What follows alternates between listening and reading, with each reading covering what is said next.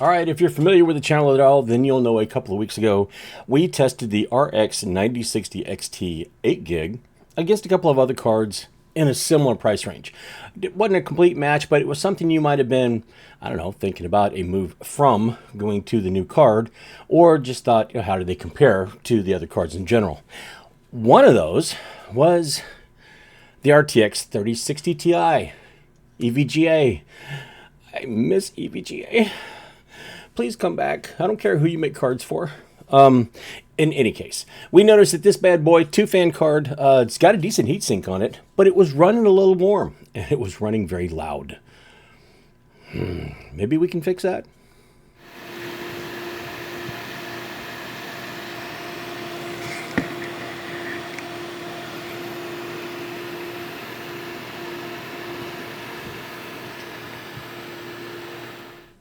So the very first thing I was concerned about was making sure that it didn't affect my numbers too much. I didn't think it would, because it wasn't as if it was maxing out or getting where to the point where I thought it was going to throttle. It was only getting in the mid 80s, but it was getting very, very loud.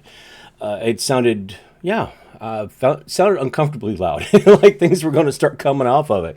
Now, these are very, very well built cards. They're not going to fall apart like that, but still, my concern was if it was going to fail, or just get to that point where it was unrecoverable. B, if it was going to skew my tests. And finally, the last thing was, would I be able to do anything about it?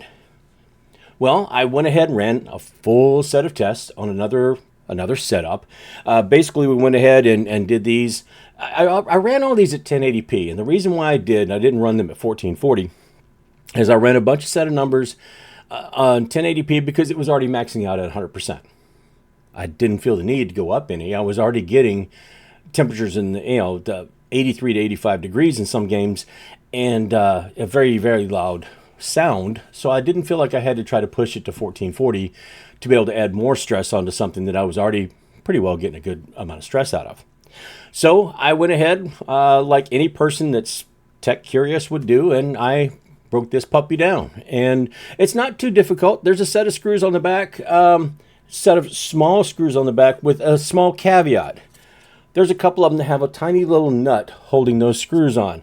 You got to keep up with those. Yeah, because they're tiny and they will get lost. The only other thing is, and you can see where I've, they do not remove under penalty of, we're going to cancel your warranty, which is long gone anyway. And I happen to be in the U.S. where that doesn't apply.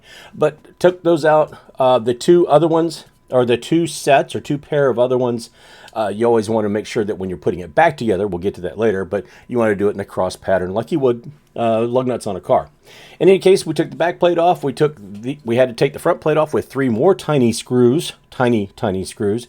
Keep everything straight, pull everything apart, and I was able to go ahead and repaste. I was able to clean up.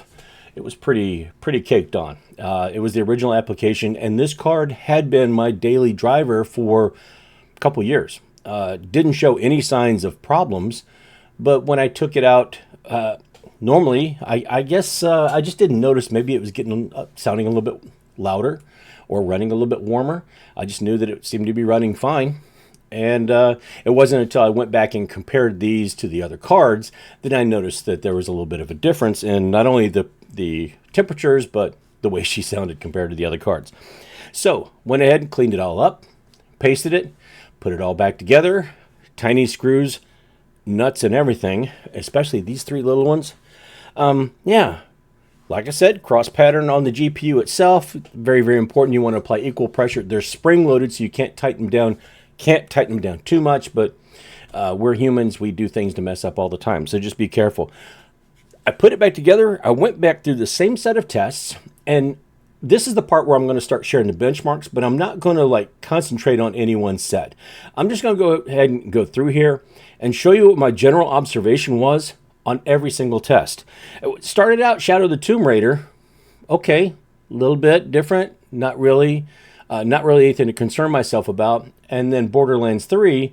But then as I got into the other tests, in every single other test, this was on the lower side of margin of error by a frame or two, and everything. Right down the line in every single game I tested. It surprised me a little bit, but the one thing I did notice, it was much quieter and my temps weren't nearly as high. There was a couple times where it got up to maybe 81, maybe 82 once in a while, but for the most part, this stayed in the 70s, maybe sometimes the mid to high 70s, which is kind of where I'd expect a two-fan card to be if it's being stressed out quite a bit. So it wasn't too bad. Some other things I did notice, and when I was looking at the numbers themselves, I'm like, man, first of all, it did not impair or did not have an effect on the testing that I did before. So I was very happy about that.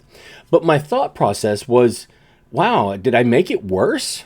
And then I just kind of had to realize or go back and look at my notes and realize that when I was running this the first time before repasting, it was very quick to come up to temperature. It would stay that way and it very slow to normalize.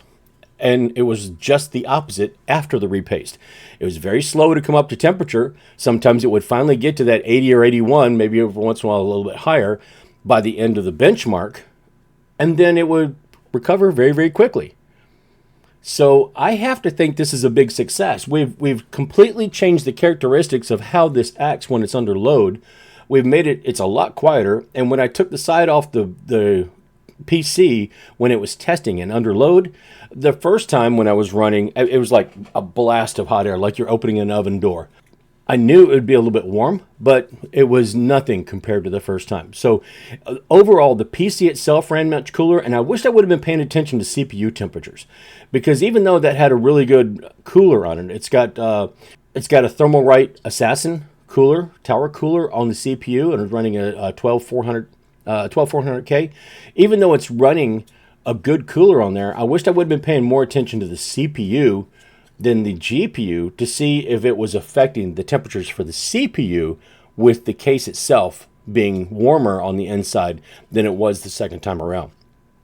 I have to think that even though these were on slightly lower side of margin of error, that the frame rates were just a little bit less, that overall this was success, because it is slower to come up to that max temperature, or what the maximum would be under stress at this point, and it recovers very, very quickly. It's a lot quieter, and overall, just I didn't feel like this thing was under the amount of stress that it was the first time that I went through trying to test.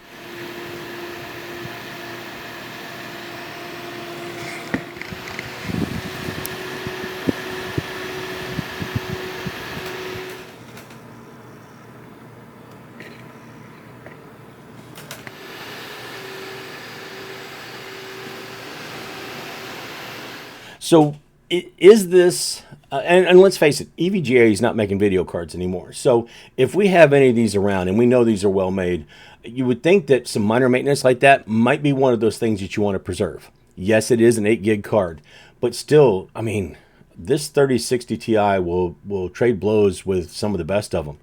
And I would say as good or better than some of the budget stuff that's out there, hands down. Yeah, it quite easily beat the B series cards from Intel. I think it still would beat the B580, and in most cases, not all cases, but most cases. But yeah, I think overall we did a good job. Now this is not going to beat a 90 series AMD card. It's probably not going to beat a 50 series NVIDIA card. So yeah, maybe this is getting to about the point where we were talking about buying a 1660 before.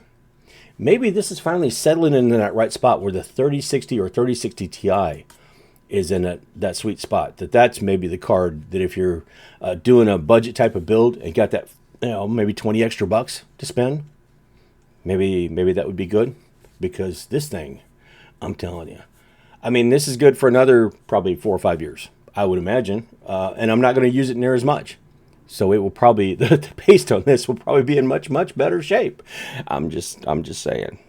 Anyway, that is all I have for right now. I just wanted to let everybody know kind of what the results were after. First of all, that I had mentioned it in the previous video that the temperatures were up there a little bit and it was pretty loud. And second of all, that I had gone back and done something about it and that it's much, much better now. It might not run quite as fast, or it didn't seem to run quite as fast. But again, I said that was margin of error. It was only a frame or two short in most cases.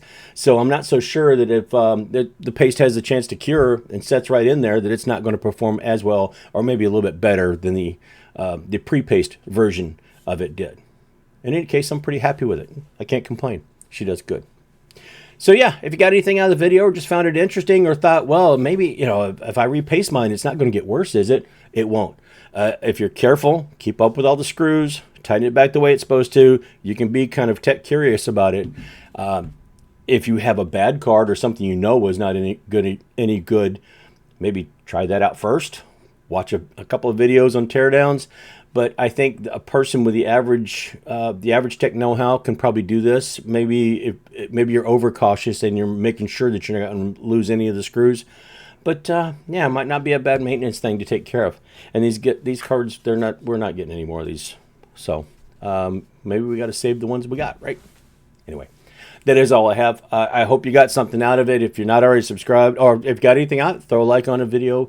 If you're not already subscribed, please do that. I'm going to love talking when I learn how. It's going to be so fun. I'm sure I'm going to be really, really good at it. In any case, don't forget to hit me up on the other socials. But if you don't do any of that stuff, if you don't like, subscribe, or hit the socials or anything, just do me one favor, and that's be good to each other. Smile, wave, hold the door open. Good evening, good morning, something, anything. I'm sure that you appreciate when somebody does that for you. So, in kind, maybe you can do that for somebody else. Maybe it makes both of you guys' days. Yep, that is it. And yeah, so that's it for this one. And there are some other things going on. We know that Windows 10 has been sunset. We know that Windows 11 doesn't let us use some PCs. But there might be some other options we're going to explore. Sounds like something I shouldn't be getting into, huh? Yeah. Anyway, got a couple other things like that going on. But until we get to that, that is all I have. So you guys, yeah. You guys take care, and I'll see you later.